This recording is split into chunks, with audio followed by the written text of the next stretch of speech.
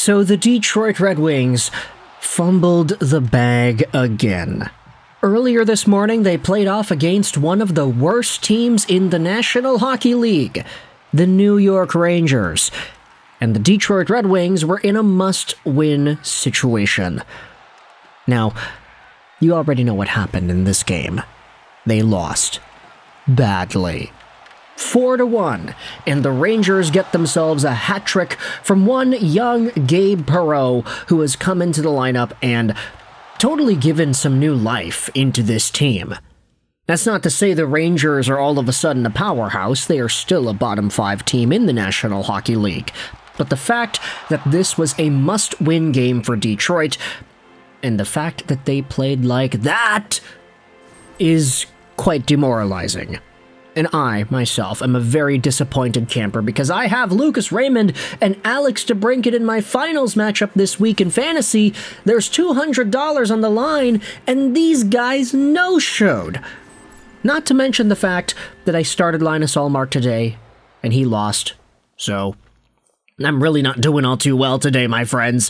Anyways, today I wanted to talk about the tragedy of John Gibson. Because yes, it is true that Gibson was the starter in today's game against the Rangers. And it is true that Gibson let in 3 goals on 19 total shots against. He had an .842 save percentage in this one, and that's not particularly great. However, I don't want to go out there and say that Gibson is the reason the Red Wings lost or whatever. They still only scored 1 goal. The only goal scored by the team was by David Perron at the end of the game, essentially.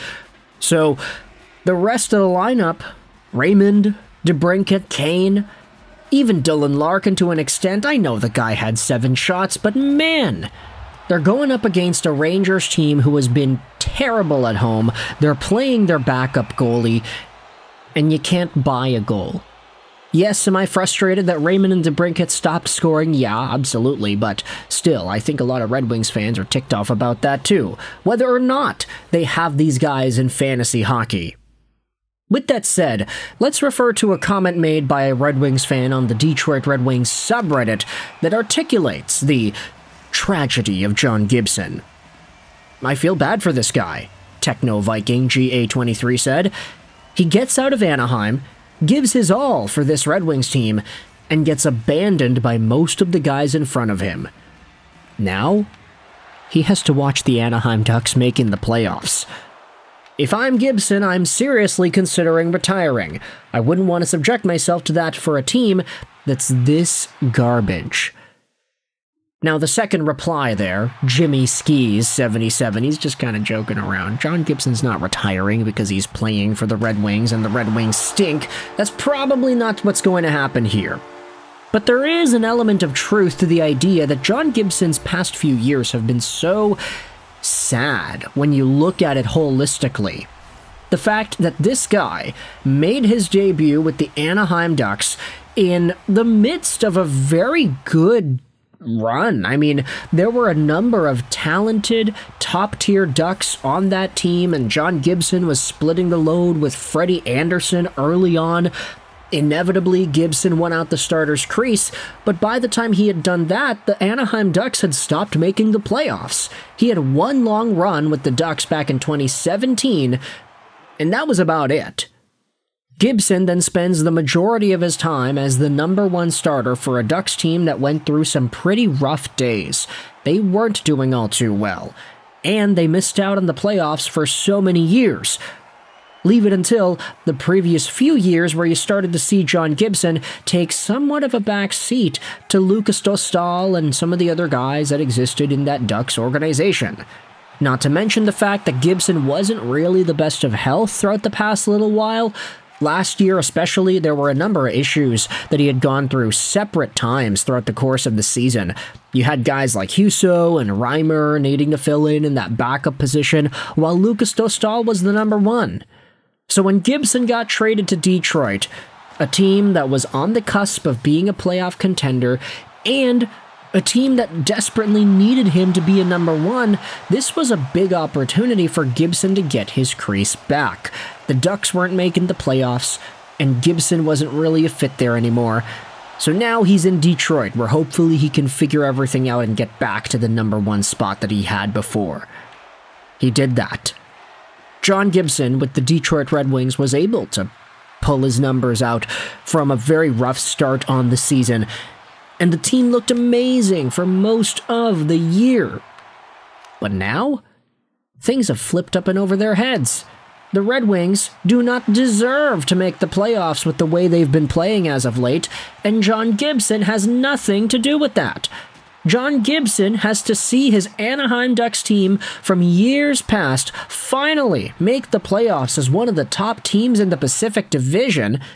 And Lucas Dostal, it's not like this guy's absolutely top of the line, amazing, fantastic, Vezina caliber goaltending. He's all right.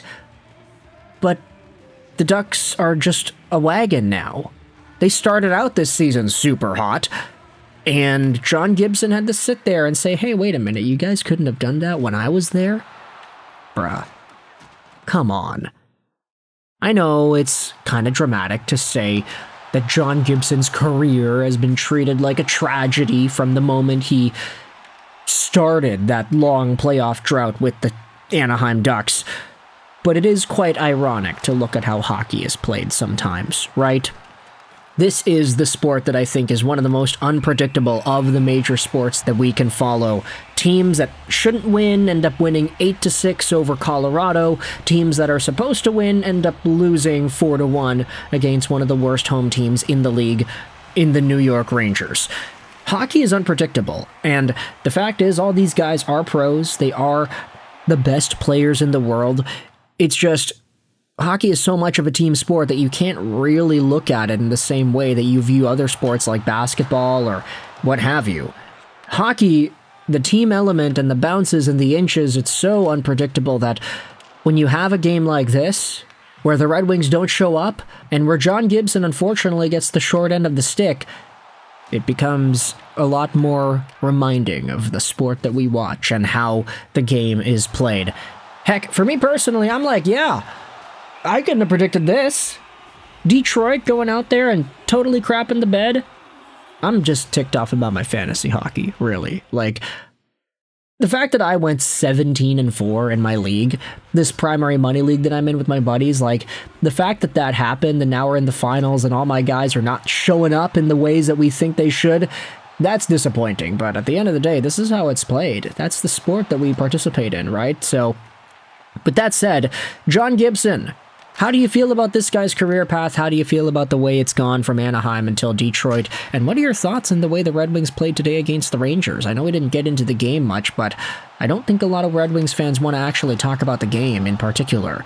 Thoughts in the comment section below. Are the Wings making the playoffs? How do you feel about all this? I hope you enjoyed this video. And bye.